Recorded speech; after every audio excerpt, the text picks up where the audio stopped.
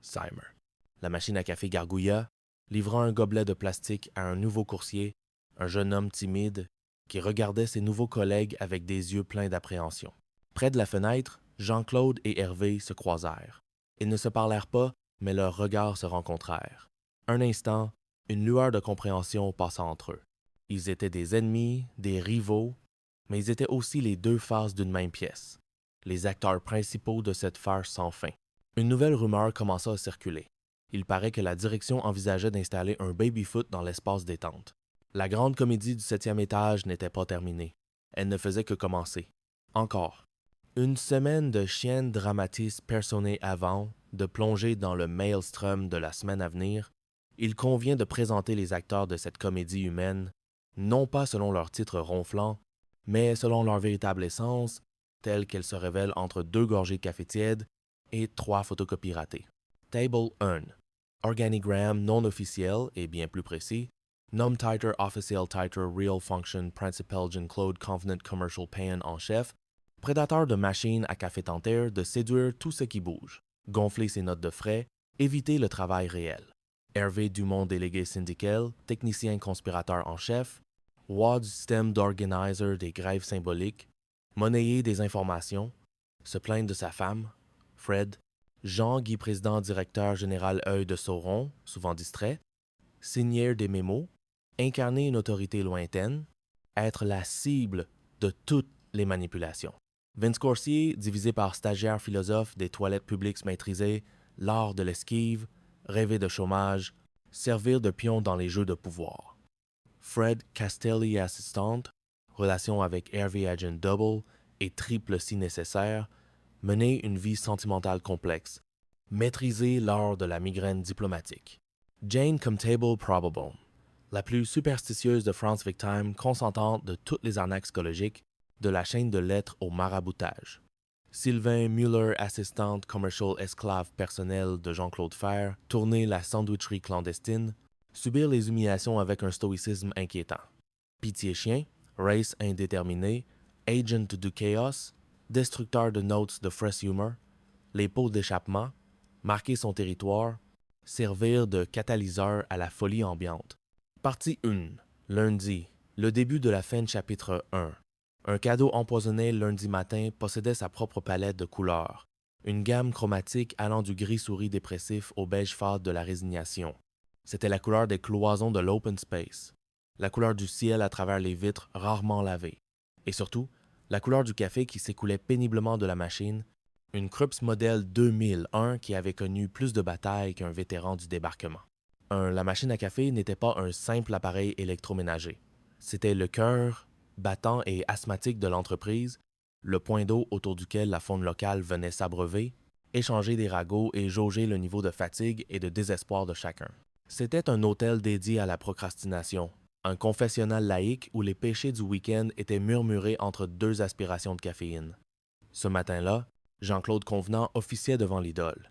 Vêtu d'un costume légèrement trop brillant, sa gourmette en or scintillant sous le néon blafard, il attendait son petit noir avec l'impatience d'un prédateur guettant sa proie.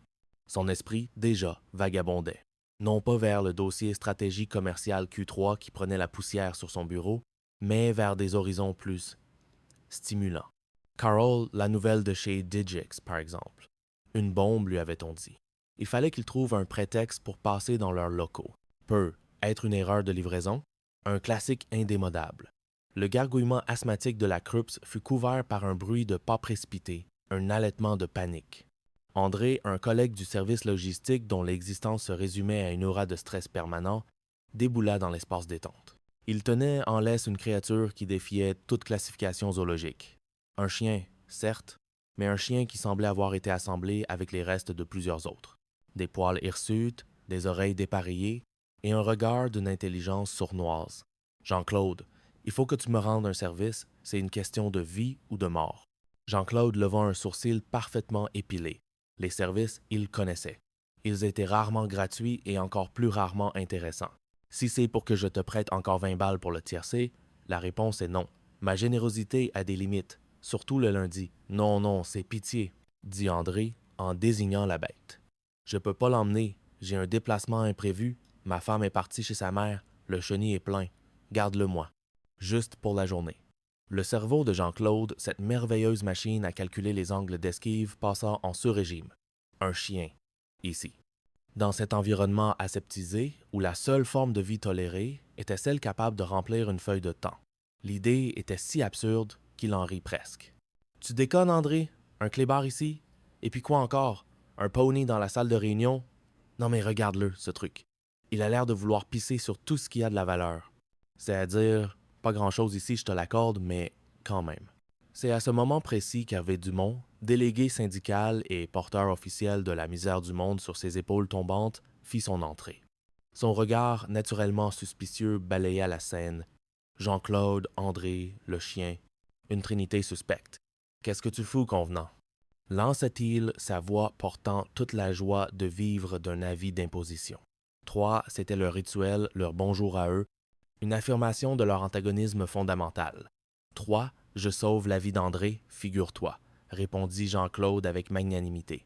Il veut me confier son pur sang pour la journée. André, sentant une ouverture, saisit l'occasion. Avant que Jean-Claude ne puisse réagir, il lui fourra la laisse dans la main, murmura un « Merci, t'es un pote », totalement fallacieux, et s'enfuit comme s'il était poursuivi par le fisc. Jean-Claude se retrouva seul, ou presque. Au bout de la laisse, Pitié le regardait, la queue battant mollement.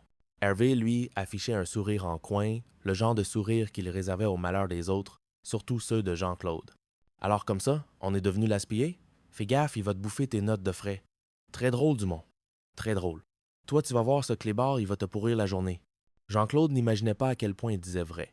Il se tourna vers Hervé, l'air grave, comme s'il allait confier un secret d'État. « Tu sais ce qu'il m'a fait la dernière fois, ce monstre? Il m'a mangé un pare-choc. Non, pas mordu, mangé. Il l'a bouffé. Le plastique. J'ai retrouvé des bouts de Max Santia dans ses crottes pendant 1 semaine. C'était comme une autopsie automobile, je te jure. » Point 3 Hervé laissa échapper un petit rire sec. Le malheur de Jean-Claude était un nectar dont il ne se lassait jamais. La journée commençait bien. Très bien même. Chapitre 2. Le royaume des toilettes-ci, la machine à café était le cœur de l'entreprise. Les toilettes en étaient l'âme, ou peut être le subconscient. C'était le seul lieu où les masques tombaient, où l'on pouvait soupirer, se masser les tempes, ou simplement fixer le mur en faïence blanche en se demandant où sa vie avait bien pu dérailler. C'était un sanctuaire de misère silencieuse, un havre de paix carrelé loin du bruit et de la fureur de l'open space. Eva, du service marketing, n'y cherchait qu'un bref répit après une réunion particulièrement pénible avec Jean-Guy sur le positionnement synergique de la nouvelle gamme de produits. Elle poussa la porte des toilettes des hommes par erreur, la fatigue sans doute, et tomba sur une scène qui dépassait l'entendement. Dans la dernière cabine, dont la porte était restée entr'ouverte, une forme humaine émergeait d'un sac de couchage bleu criard. La forme se redressa, bâilla et se gratta la tête.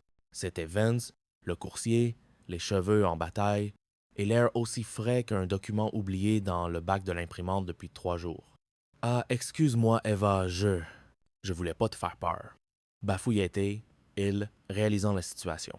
3 Eva resta figé, son cerveau tentant de traiter l'information. « Vince, mais qu'est-ce que tu fais allongé dans un sac de couchage dans les waters?